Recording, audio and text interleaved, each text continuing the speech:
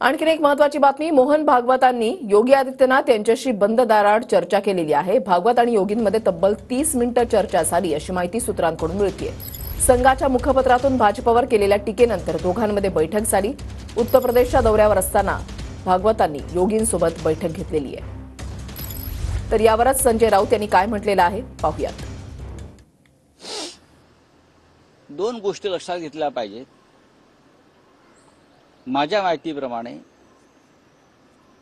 भारतीय जनता पक्षाच्या संसदीय बैठकीत मोदी यांची नेतेपदी निवड झालेली नाही। राष्ट्रीय लोकशाही आघाडीच्या बैठकीमध्ये मोदी यांची नेतेपदी निवड झाली अशी माझी माहिती आहे।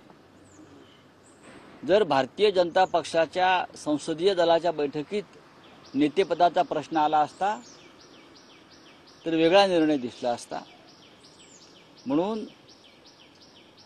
राष्ट्रीय लोकशाही आघाडीच्या घटक पक्षांची बैठक बोलवून भाजपसह त्या बैठकीमध्ये मोदींना नेता म्हणून निवडण्यात आले।